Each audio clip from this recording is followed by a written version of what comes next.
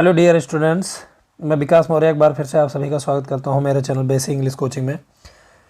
Guys, आज का video बहुत ही इंपॉर्टेंट होने वाला है, खासकर उन स्टूडेंट्स के लिए जो क्लास 10th में हैं, क्योंकि मैंने इंग्लिश प्रोज का second lesson Nelson Mandela a long walk to freedom पढ़ाना शुरू किया था। तो उसमें मैंने about the author, about the lesson and before you read पढ़ाया था, लेकिन मेन लेसन अभी बचा हुआ था। तो इसको मैं आज पढ़ाने जा रहा हूँ। इसको ध्यान से सुनिएगा। अगर इसकी हिंदी सही से आती है तो आराम से आप क्वेश्चन के आंसर लिख सकते हैं, ठीक है। तो Nelson Mandela a long walk to freedom, इसका मेन जो लेसन है वो आप पढ़ने जा रहे हैं। चलिए देखते हैं। 10th में यानी 10 मई का दिन, 10th में यानी 10 मई का दिन। डॉन्ड यानी निकला, ब्राइट एंड क्लियर यानी चमकीला और साफ। 10 मई का दिन बिल्कुल चमकीला और साफ निकला। For the past few days यानी पिछले कुछ दिनों से। I had been pleasantly besieged, pleasantly का मतलब होता है प्रसन्नतापूर्वक, और हैड बीन बिसीज्ड यानी घिरा हुआ था। तो मैं प्रसन्नतापूर्वक घिरा हुआ था। बाई डिग्नेटरीज यानी गणमान्य व्यक्तियों से, एंड वर्ल्ड लीडर्स और दुनिया के नेताओं से। हु वेयर कमिंग जो आ रहे थे, टू पे यानी अदा करने के लिए या प्रकट करने के लिए, देयर रेस्पेक्ट्स यानी अपने सम्मान, बिफोर द इनऑगुरेशन यानी उद्घाटन समारोह से पहले। तो चलिए इसको समझते हैं। पिछले कुछ दिनों से मैं बहुत ही प्रसन्नतापूर्वक दुनिया के नेताओं और गणमान्य व्यक्तियों के द्वारा घिरा हुआ था, उनसे घिरा हुआ था, जो इनऑगुरेशन से पहले, उद्घाटन समारोह से पहले अपना सम्मान प्रकट करने के लिए आ रहे थे। आगे बढ़ते हैं। द इनॉगुरेशन यानी उद्घाटन समारोह, वुड बी यानी हुआ करता था। द लार्जेस्ट गैदरिंग यानी सबसे बड़ा जमावड़ा, जमघट, इकट्ठा होने का स्थान। इवर ऑफ इंटरनेशनल लीडर्स यानी अंतर्राष्ट्रीय नेताओं का।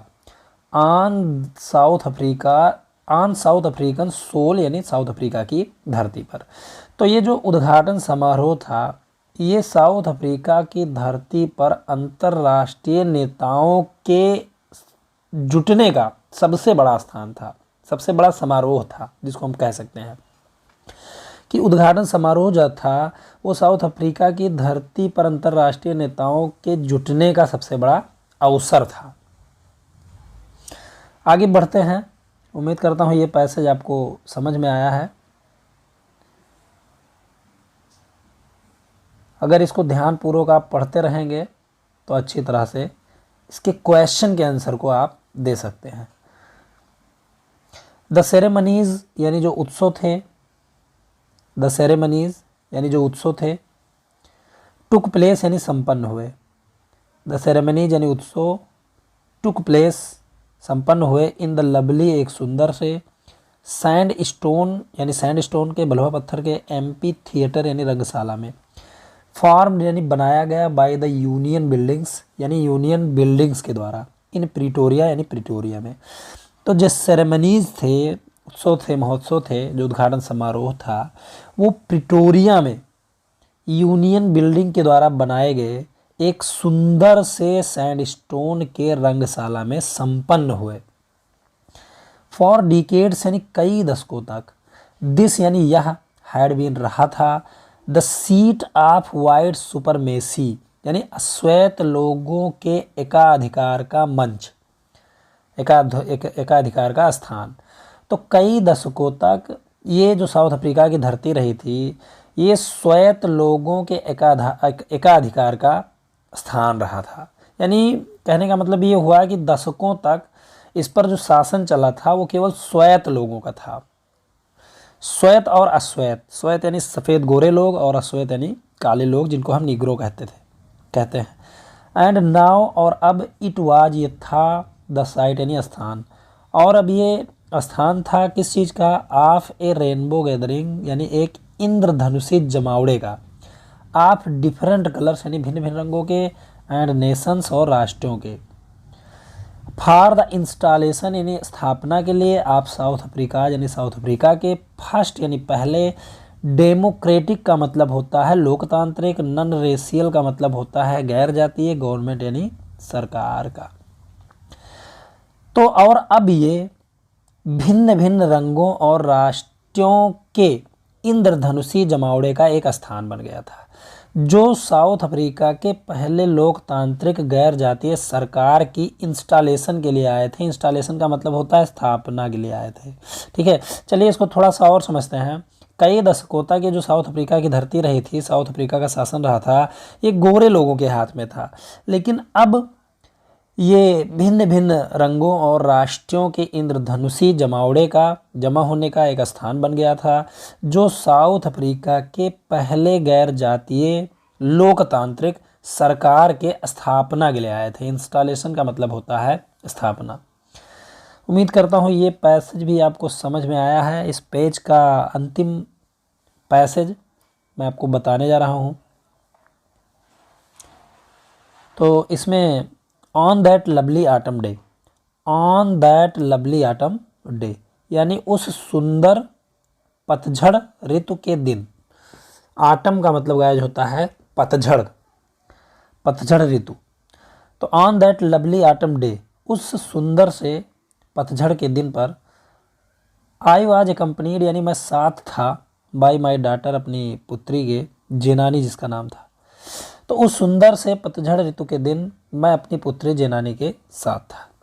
ऑन द पोडियम, पोडियम का मतलब होता है मंच, यानी मंच पर मिस्टर डी क्लर्क वाज मतलब थे, फर्स्ट यानी सर्वप्रथम पहले व्यक्ति, सोर्न इन का मतलब होता है शपथ दिलाई गई। तो पोडियम पर मंच पर मिस्टर डी क्लर्क, सर्वप्रथम मिस्टर डी क्लर्क को शपथ दिलाया गया किस चीज़ के रूप में? एज सेकेंड डिप्टी प्रेसिडेंट, यानी द्वितीय उपराष्ट्रपति के रूप में। सेकंड मतलब द्वितीय, डिप्टी का मतलब उप और प्रेसिडेंट का मतलब राष्ट्रपति। तो मंच पर मिस्टर डी क्लर्क को सर्वप्रथम द्वितीय उपराष्ट्रपति के रूप में शपथ दिलाया गया। देन मतलब फिर। चलिए आगे बढ़ते हैं पेज पे, दूसरे पेज पे।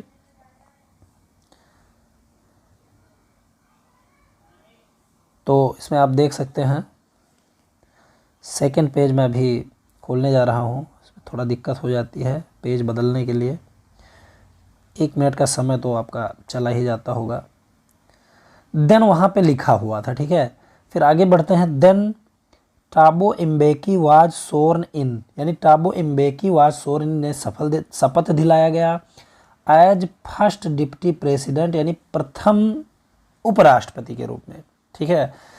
तो उसके बाद टाबो इम्बेकी को प्रथम उपराष्ट्रपति के रूप में शपथ दिलाया गया, यानी 2 उपराष्ट्रपति थे, पहले और दूसरे, उसके बाद मेन राष्ट्रपति थे।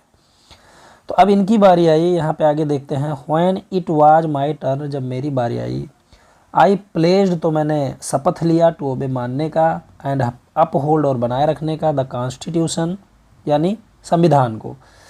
तो फिर मैंने जब मेरी बारी आई तो मैंने संविधान को बनाए रखने और उसको मानने की शपथ ली, कसम खाई। एंड टू डिवोट और समर्पित कर देने का, माई सेल्फ अपने आप को, टू द वेल बीइंग यानी भलाई के लिए, ऑफ द रिपब्लिक यानी गणतंत्र के, एंड इट्स पीपल और इसके लोगों के। तो जब मेरी बारी आई तो मैंने संविधान को बनाए रखने, इसको मानने और गणतंत्र के प्रति तथा इसके लोगों के भलाई के प्रति अपने आप को समर्पित करने की मैंने कसम खाई। आगे देखते हैं। To the assembled guests, to the assembled guests का मतलब जो जुटे हुए मेहमान थे, इकट्ठा हुए मेहमान थे। एंड द वाचिंग वर्ल्ड और देखती हुई दुनिया, आई सेड मैंने कहा। तो इकट्ठा हुए मेहमानों और देखती हुई दुनिया से मैंने कहा, क्या कहा मैंने? आगे बढ़ते हैं नेक्स्ट पैराग्राफ पे।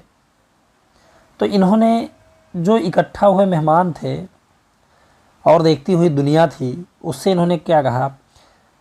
टुडे यानी आज, टुडे का मतलब आज, ऑल ऑफ अस यानी हम सभी, do by our presence here यहाँ अपनी उपस्थिति के द्वारा, कॉन्फर यानी प्रदान करते हैं, ग्लोरी का मतलब शान, एंड होप यानी उम्मीद, टू न्यू बॉर्न लिबर्टी यानी नवजात स्वच्छंदता को, लिबर्टी का मतलब स्वच्छंदता यानी आज़ादी जिसको हम कह सकते हैं। तो आज हम सभी यहाँ अपनी उपस्थिति के द्वारा इस नवजात आज़ादी को, स्वतंत्रता को शान और उम्मीद प्रदान करते हैं। Out of the experience of an extra ordinary human disaster, यानी आउट ऑफ द एक्सपीरियंस यानी अनुभव के बाद, ऑफ एन एक्स्ट्रा ऑर्डिनरी का मतलब होता है असाधारण, ह्यूमन डिजास्टर यानी मानवीय आपदा। तो एक असाधारण मानवीय आपदा के अनुभव के पश्चात, दैट लास्टेड टू लॉन्ग, जो काफ़ी लंबा चला, मस्ट बी बॉर्न यानी जन्म होना चाहिए था। मस्ट बी बॉर्न का मतलब जन्म होना चाहिए था, चाहिए ए सोसाइटी, एक समाज का, आप हुईच यानी जिस पर, आल ह्यूमैनिटी यानी सारी मानवता को, विल बी प्राउड यानी गर्व हो। इसको समझते हैं।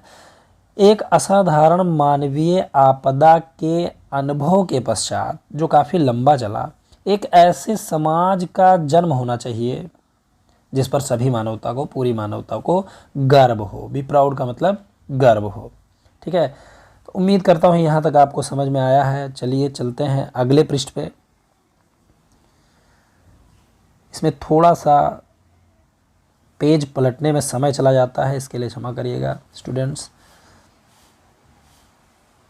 चलिए आगे बढ़ते हैं। वी यानी हम, हु वेयर आउटलाज, जो अलग थलग रहे थे। आउटलाज का मतलब अलग थलग रहे थे, नॉट सो लॉन्ग एगो यानी कुछ समय पहले। अभी कुछ समय पहले, कुछ दिनों तक, काफ़ी समय तक हम जो काफ़ी अलग थलग थे, समाज से कटे रहे थे। आउटलाज का मतलब होता है अलग थलग पड़ना, अलग रह जाना, समाज से कटा कटा रहना, इसका मतलब होता है। हैव टुडे बीन यानी आज, गिवन यानी दिया गया है, द रेयर प्रिविलेज यानी दुर्लभ सौभाग्य, टू बी होस्ट यानी मेज़बानी करने का, टू द नेशंस यानी राष्ट्रों का, ऑफ द वर्ल्ड यानी दुनिया के, ऑन आवर ओन सोयल यानी अपनी स्वयं की धरती पर।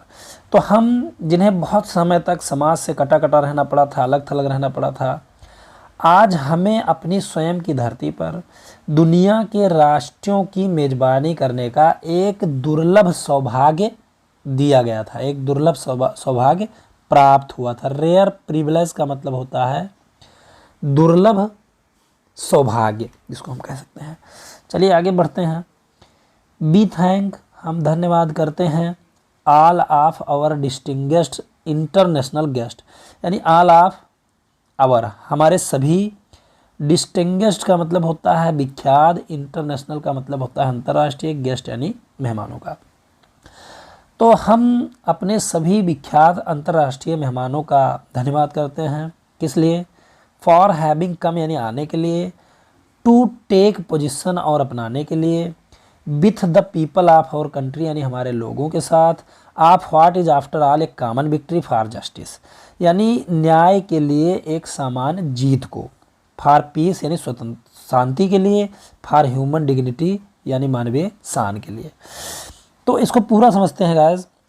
हम सभी आज अपने सभी विख्यात अंतर्राष्ट्रीय मेहमानों का धन्यवाद करते हैं यहाँ हमारे लोगों के साथ आने के लिए, और न्याय की इस साधारण जीत, शांति की जीत और मानवीय शान की जीत में हमारे लोगों के साथ इसको अपनाने के लिए उनका धन्यवाद करते हैं। तो उम्मीद करता हूँ कि ये चीज़ें आपको समझ में आई हैं। चलिए अंतिम पैराग्राफ पे चलते हैं, लास्ट पैराग्राफ पे। बी हैव एट लास्ट का मतलब अंततः, बी हैव अचीव्ड यानी हमने प्राप्त कर लिया है, आवर पॉलिटिकल इमेंसिपेशन यानी अपना राजनीतिक मुक्ति। इमेंसिपेशन का मतलब होता है मुक्ति। तो हमने अंततः अपनी राजनीतिक मुक्ति को पा लिया है। बी प्लेज हम कसम खाते हैं, आवर सेल्फ अपने आप से, टू लिबरेट यानी आज़ाद करने की, ऑल आवर पीपल अपने सभी लोगों को, फ्रॉम द कंटिन्यूइंग बॉन्डेज यानी लगातार बंधन से, आप पुअर्टी गरीबी, डिप्राइवेशन यानी अभाव के, सफरिंग यानी कष्ट के, जेंडर यानी लिंग भेद के, एंड अदर डिस्क्रिमिनेशन और अन्य भेदभावों के। डिस्क्रिमिनेशन का मतलब होता है भेदभाव। तो अंततः हमने अपनी राजनीतिक मुक्ति को पा लिया है। बी प्लेज यानी यहाँ पे इसको मैंने आपको बताया, अब इसको एक साथ समझते हैं। तो हम अपने लोगों को लगातार गरीबी, अभाव, कष्ट लिंग भेद और अन्य भेदभावों से आज़ाद करने की कसम खाते हैं, शपथ लेते हैं। चलिए आगे बढ़ते हैं। नेवर, नेवर एंड नेवर, कभी नहीं और कभी नहीं। अगेन, दोबारा। शैल इट बी, यानी ऐसा होगा, दैट मतलब कि दिस ब्यूटीफुल लैंड, ये सुंदर दुनिया, विल अगेन एक्सपीरियंस, यानी दोबारा अनुभव करेगी द ऑपरेशन इन दमन या शोषण ऑफ वन बाय अनदर, यानी एक व्यक्ति के द्वारा दूसरे व्यक्ति की। तो अब इस दुनिया में ऐसा कभी भी नहीं होगा कि ये सुंदर सी दुनिया एक आदमी के द्वारा दूसरे आदमी के शोषण का अनुभव करेगी। तो इसको हम सीधे तौर पर समझते हैं कि उन्होंने कहा अपने भाषण में कि ऐसा अब कभी नहीं होगा कि इस सुंदर सी दुनिया में एक आदमी दूसरे व्यक्ति का दोबारा शोषण या दमन करे, ऐसा उन्होंने कहा। आगे बढ़ते हैं। द सन, यानी सूर्य, शैल नेवर, कभी नहीं, सेट, यानी छिपेगा, on so glorious a human achievement, यानी इतनी शानदार मानवीय उपलब्धि का। सो ग्लोरियस मतलब इतनी शानदार, ए ह्यूमन अचीवमेंट यानी एक मानवीय उपलब्धि का। अचीवमेंट मतलब होता है उपलब्धि। तो इतनी शानदार मानवीय उपलब्धि का सूर्य कभी छिपेगा नहीं, कभी नहीं डूबेगा। लेट फ्रीडम रीन, स्वतंत्रता का शासन रहे। रीन का मतलब शासन होना, फ्रीडम मतलब स्वतंत्रता, यानी स्वतंत्रता का शासन हो। गॉड ब्लेस अफ्रीका, भगवान अफ्रीका को आशीर्वाद दे, भगवान अफ्रीका को वरदान दे। तो उम्मीद करता हूँ इतना आपको समझ में आ गया है। चलिए चलते हैं आगे। ए फ्यू मोमेंट लेटर, यानी कुछ क्षणों बाद। ए फ्यू मोमेंट लेटर, यानी कुछ क्षणों बाद। बी आल, हम सभी ने, लिफ्टेड यानी उठाया, और आइज, अपनी आँखों को, इन एब यानी भय से, डर से। एब का मतलब होता है डर या भय। तो कुछ क्षणों बाद हमने अपनी आंखों को डर से उठाया, आकाश में देखा। एज यानी क्योंकि, ए स्पेक्टिकुलर एराय, यानी एक शानदार दस्ता या समूह। ऑफ साउथ अफ्रीकन जेट्स, यानी साउथ अफ्रीकी विमानों का। हेलीकॉप्टर्स यानी हेलीकॉप्टर्स का। एंड ट्रूप कैरियर्स का मतलब होता है लड़ाकू विमानों का। रोड यानी गरज रहा था। इन परफेक्ट फॉर्मेशन, यानी सुंदर सी संरचना में, आकृति में। ओवर द यूनियन बिल्डिंग्स, यानी यूनियन बिल्डिंग के ऊपर।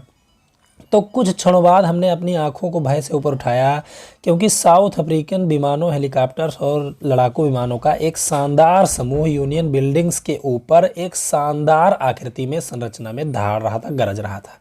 तो इसको थोड़ा सा और समझ लीजिए।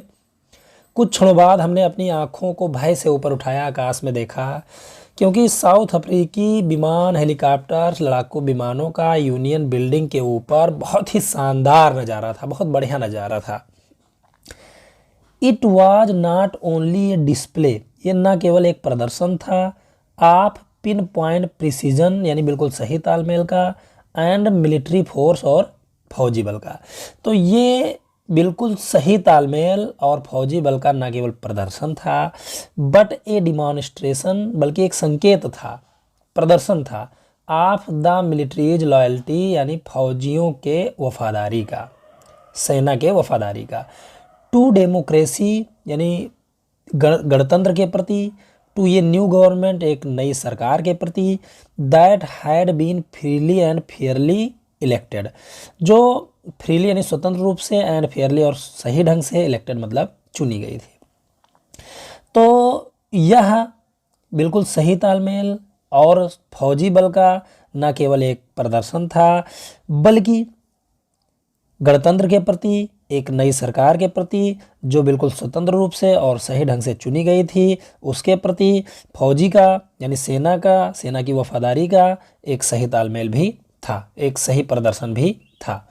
तो इसको समझते हैं, अपनी भाषा में थोड़ा सा समझते हैं कि फौजी बलों का और बिल्कुल सही तालमेल का ये प्रदर्शन भी था, और इस साथ ही साथ गणतंत्र के प्रति, एक नई सरकार के प्रति जो स्वतंत्र रूप से सही ढंग से चुनी गई थी, उसके प्रति मिलिट्री फोर्स का यानी सेना बल का, सुरक्षा बल का ये एक प्रदर्शन भी था, उनकी वफादारी का प्रदर्शन भी था। ओनली मोमेंट्स बिफोर, कुछ ही समय पहले, द हाईएस्ट जनरल्स यानी सर्वोच्च general of the south African defence, यानी साउथ अफ्रीका के सुरक्षा बल का, फोर्स मतलब बल का, एंड पुलिस और पुलिस का। तो कुछ ही समय पहले साउथ अफ्रीकी सुरक्षा बल और पुलिस के सर्वोच्च जनरल ने दियर चेस्ट बिडक्ड यानी अपने सीने जड़े हुए विथ रिबन से, रिबन से एंड मेडल्स और तमगों से।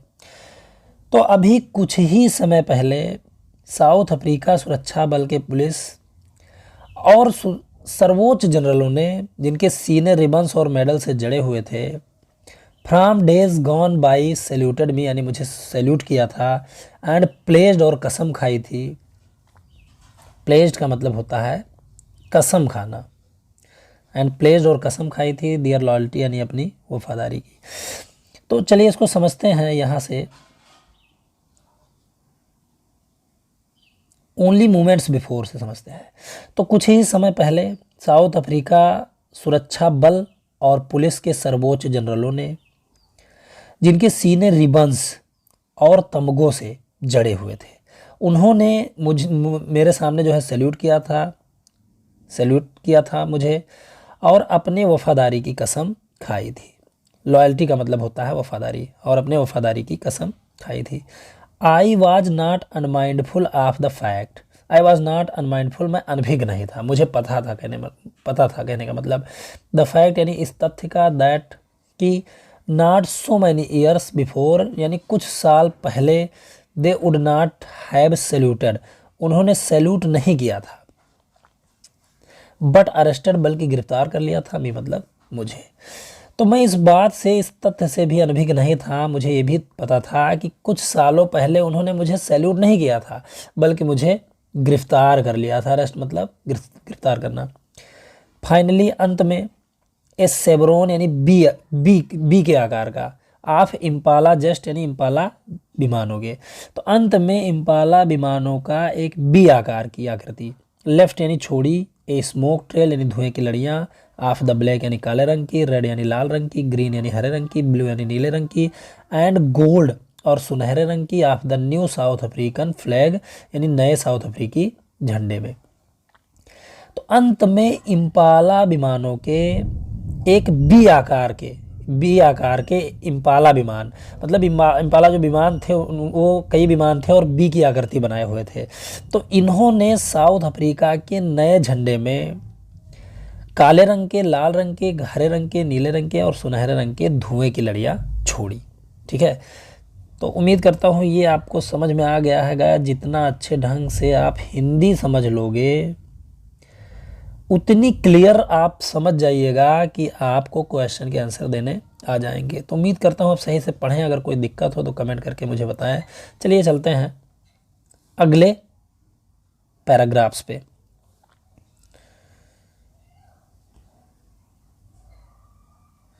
थोड़ा पेज पलटने में समय चला जाता है,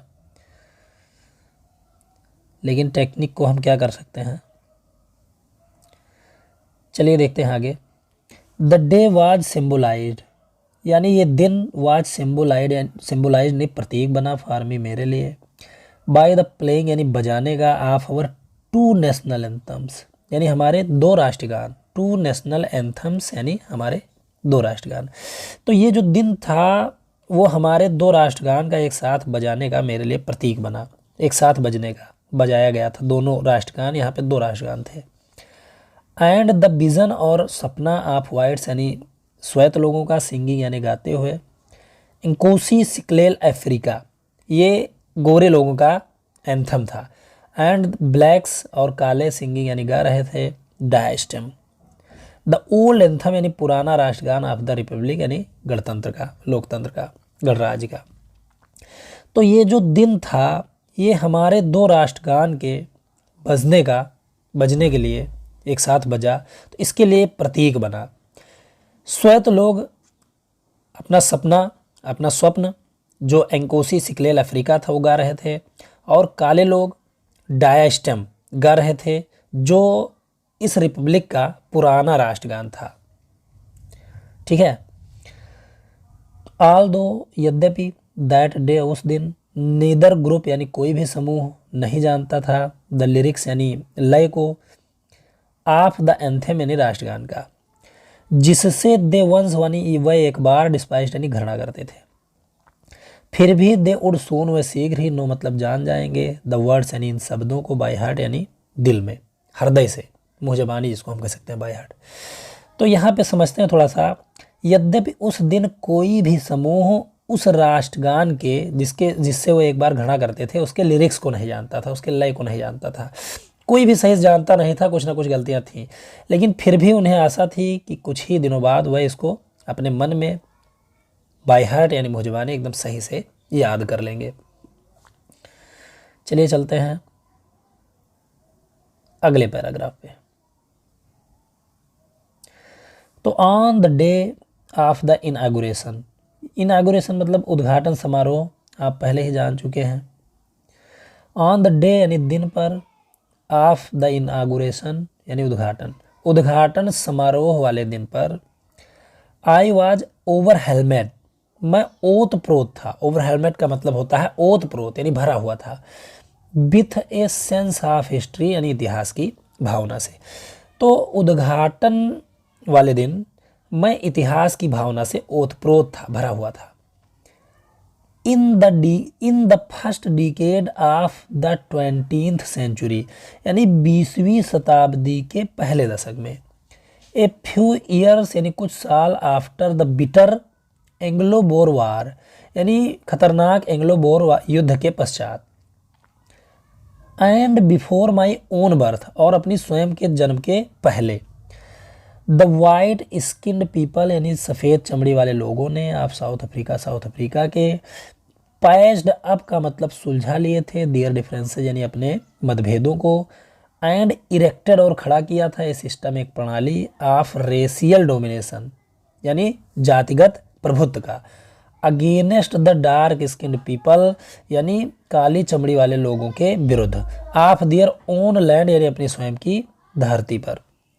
तो इसको समझते हैं, काफ़ी बड़ा है ये, 20वीं शताब्दी के पहले दशक में, इसको समझते जाइए, 20वीं शताब्दी के पहले दशक में, 20वीं शताब्दी के पहले दशक में, और खतरनाक एंग्लो बोर युद्ध के कुछ समय पश्चात, और मेरी स्वयं के जन्म से पहले।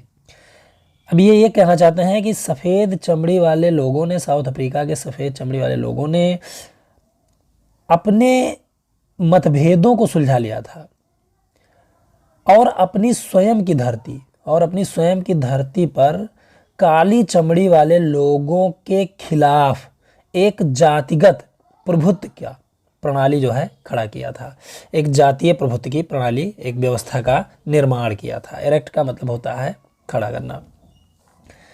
द स्ट्रक्चर यानी संरचना, दे क्रिएटेड जिसका उन्होंने निर्माण किया, फॉर्म यानी रचना करती थी, द बेसिस यानी आधार का, of one of the harshest यानी सबसे कठोरतम, मोस्ट ह्यूमेन का मतलब होता है सबसे अमानवीय, सोसाइटीज यानी समाज का, the world has ever known जो दुनिया में ये पहली बार था।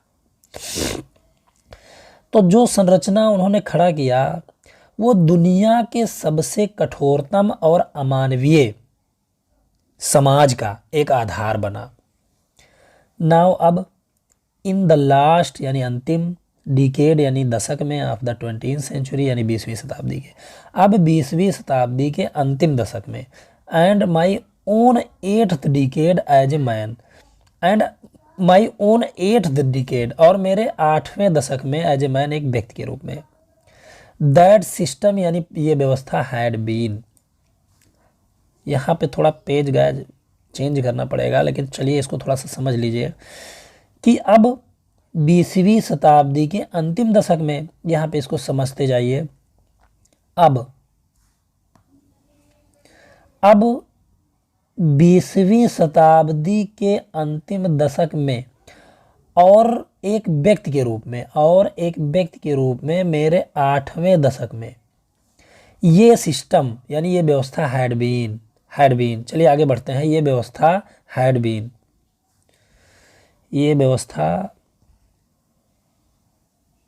हैड बीन ओवरटर्न यानी समाप्त कर दी गई है, गिरा दी गई है। ओवरटर्न का मतलब समाप्त करना या हटा देना, उथल पुथल करना, ठीक है। ओवरटर्न यानी बदल दी गई है, फॉरएवर यानी हमेशा के लिए, एंड रिप्लेस्ड बाय वन और एक ऐसी व्यवस्था आ गई है दैट रिकॉग्नाइज जो पहचानती है द राइट्स यानी अधिकारों को, एंड फ्रीडम्स और स्वतंत्रता को ऑफ ऑल पीपल्स यानी सभी लोगों को, सभी लोगों के, regardless of the colour of their skin यानी उनकी चमड़ी के रंग के भेदभाव के बिना। तो चलिए इसको हम समझते हैं, अच्छे से इसको समझिए। तो ये व्यवस्था हमेशा के लिए हटा दी गई है और इसके स्थान पर एक ऐसी व्यवस्था आ गई है जो लोगों के चमड़ी के रंग के भेदभाव के बिना लोगों के स्वतंत्रताओं और अधिकारों को पहचानती है, जानती है। ठीक है, चलिए चलते हैं, आगे बढ़ते हैं। उम्मीद करता हूँ कि हिंदी आपको समझ में आ रही है। अगर कोई प्रॉब्लम है तो कृपा करके मुझे बताएं, मैं उसको हल करने की पूरी कोशिश करूँगा। That day had come about through the unimaginable sacrifices of thousands of my people. That day, ये दिन had come आया था, about through the unimaginable sacrifices यानी अकाल्पनिक बलिदानों के जरिए, about through मतलब के जरिए या मार्फत जिसको हम कह सकते हैं उर्दू में, the unimaginable sacrifices यानी अकाल्पनिक जिसकी कल्पना ना की जा सके, आप थाउजेंड्स ऑफ माई पीपल यानी मेरे हजारों लोगों के। तो ये जो दिन था ये मेरे हजारों लोगों के अकाल्पनिक बलिदानों के मार्फत आया था, के जरिए आया था। मतलब उन्होंने अपने बलिदान दिए, अपना जीवन त्याग दिया, जिसके जरिए हमें ये जो है स्वतंत्रता मिली। पीपल यानी लोग, हुज सफरिंग जिनका कष्ट, एंड करेज और साहस, कैन नेवर भी कभी भी नहीं बी काउंटेड यानी गिना जा सकता है, और रिपेड अथवा इसकी कीमत चुकाई जा सकती है। तो ऐसे लोग जिनके कष्ट और साहस की कभी गिनती नहीं हो सकती है और इसकी कीमत कभी चुकाई नहीं जा सकती। रिपेड मतलब कीमत चुकाना। आई फेल्ट मैंने अनुभव किया, दैट डे उस दिन, एज जैसा कि आई हैव मैंने अनुभव किया था, on so many other days यानी दूसरे दिनों में। तो मैंने उस दिन को उसी तरह अनुभव किया जैसे मैंने और दिनों को अनुभव किया था। दैट की आई वाज मैं था, सिंपली यानी साधारण रूप से, द सम यानी योग, of all those African patriots यानी उन सभी अफ्रीकी देशभक्तों का, हु हैड गॉन जो चले गए थे, बिफोर मी यानी मुझसे पहले। तो उस दिन को मैंने, यहाँ पे थोड़ा समझते चले जाइए, उस दिन को मैंने अन्य दिनों की तरह ही महसूस किया कि मैं उन अफ्रीकी देशभक्तों का मात्र एक योग हूं जो मुझसे पहले चले गए थे। दैट वह लॉन्ग एंड नोबल लाइन, वह लंबी और आदर्श कतार, इंडेड यानी समाप्त हो गई थी, एंड नाउ बिगैन और अब शुरू हुई थी, अगेन दोबारा, विथ मी मेरे साथ। तो वो लंबी और आदर्श लाइन जो कतार थी, पंक्ति थी, वो अब समाप्त हो गई थी और मुझसे दोबारा शुरू हो गई थी। आई वॉज पेन्ड, मुझे दर्द था, मुझे दुख था। That I was not able कि मैं सक्षम नहीं था, टू थैंक यानी धन्यवाद देने में, दे मतलब उन्हें। तो मुझे दर्द था, मुझे दुख था कि मुझे उन्हें धन्यवाद नहीं दे सका। And that they we are not able to see, और वो देख नहीं सके कि क्या, व्हाट मतलब कि क्या, देयर सेक्रीफाइस यानी उनके बलिदानों ने, हैड राट यानी कितनी बड़ी उपलब्धि दी है, राट मतलब उपलब्धि देना। तो मैं इस बात से दुखी था कि मैं उनको धन्यवाद नहीं दे सका, और इस बात से भी मुझे दर्द था, दुख था कि वो ये देख नहीं पाए कि उनके बलिदानों ने कितनी बड़ी उपलब्धि दे दी है, उनके बलिदान ने कितनी बड़ी उपलब्धि दे दी है। तो गाइस ये मैंने इस लेसन को आधा लगभग पढ़ा दिया है। वीडियो बहुत बड़ा हो जाएगा, इसलिए मैं चाहता हूँ इसका आधा पार्ट इसके जस्ट बाद वाले वीडियो में मैं पढ़ाऊँ। तो थोड़ा सा वेट करिए, आपको दूसरा वीडियो भी मिल जाएगा।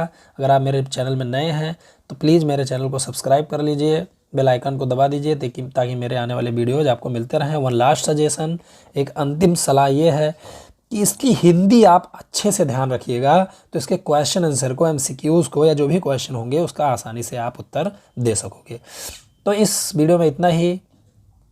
शेष धन्यवाद, गुड बाय।